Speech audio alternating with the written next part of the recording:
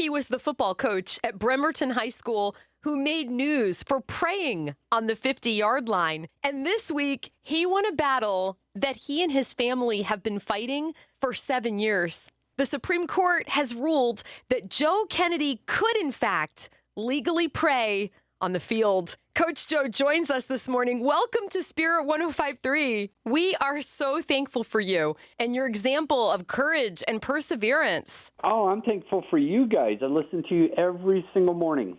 Thank you. Oh, wow, we just made a friend.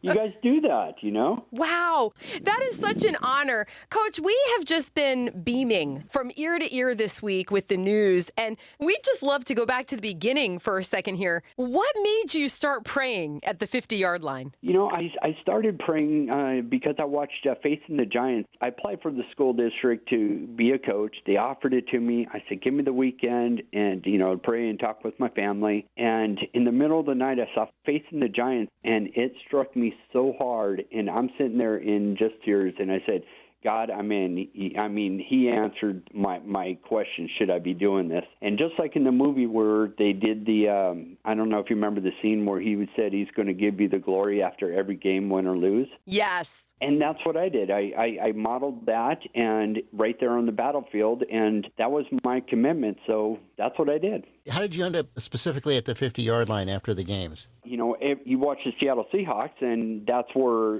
Russell used to take a knee and pray. Wow. And that's just the way it was.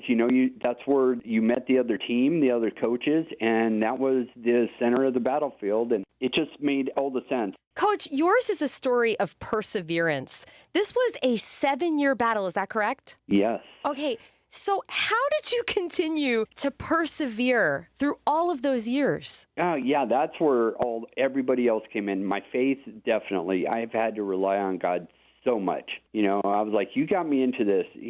I wish I could say I'm a great Christian, but I called him out a few times, and I'm like, what are you doing to my family? I don't know if you knew it. My wife was the HR director for the school district that fired me. No. Yeah, so you can imagine the intense fellowship we had over the years. But God showed up when I needed him to.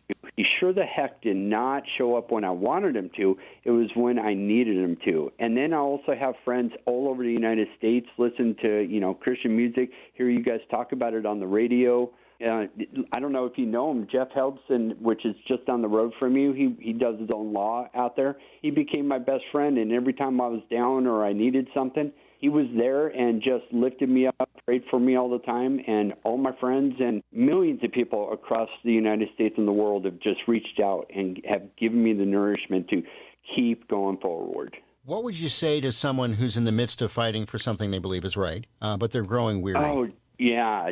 You don't do this on your own. I told my guys that that's why we're part of a team, because every Friday night I tell them to give 100% because the people on the left and right of you are relying on you to do the same thing, and them. So, that's the only advice I would ever give them is, hey, you will get through this. And that's where your strength comes from, being stretched and being used in ways you've never been used, and relying on your faith. You just can't hit the I believe button and walk away. You have to exercise those muscles. And I tell you, God will get you through anything that he's putting you into. Was the struggle worth it? Absolutely. Absolutely. Every single painful minute of it. And we were counting the days. It was, I think, 2,437 days from when I got fired until we won our case. Oh, my goodness. What was the most challenging thing about the journey? Besides my marriage almost falling apart and God really coming to the rescue right when we needed him to over this matter. But, I've been so blessed to meet some of the most incredible people like Kirk Cameron, the Kendrick brothers. There's just a million of them. I never thought I'd be standing in the Oval Office talking to a president of the United States. Wow. Everything has just been amazing, and God has just taken care of us every step of the way. I love knowing that.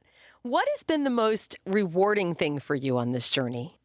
Being able to say thank you to everybody, because I definitely did not do this on my own. I got people all over the place. I had the whole legal team at First Liberty, and then I got AJ Ferrati in Oklahoma. I got Jeff Heldston just down the road from you guys in Gig Harbor. And, yeah, just being able to bless everybody that's been around, and then everyone across the nation being able to talk to them and just say, thank you, we did it. I mean, it was a real team effort. Coach, where were you when you got the news about the ruling from the Supreme Court? Yeah, I flew up last Thursday because we weren't entirely sure when it was going to come. The decision was going to come out, and we've been waiting, this whole entire year for them to release their opinion. And we knew it was coming because they were running out of days. So I flew up to Plano, Texas, where First Liberty is, and I met with my friends, Lisa Holmes, and we were all sitting around a table, all the lawyers, and we just sat there and was hitting refresh on the computer, waiting for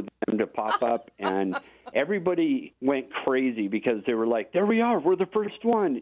And I'm like, what does it say? What does it say? And everybody's reading it, but nobody's telling me what it says. And then they all look at me all at once and says, we won. And the place went crazy. It was so amazing and just shocking. Yeah, I think that was the closest I came to having a heart attack. Did you cry? No, Marines don't cry. What's wrong with you? Yeah, you can't ask a football coach that. Or a Marine? Did you hear that? You're a Marine? Yeah, 20 years. Oh, wow.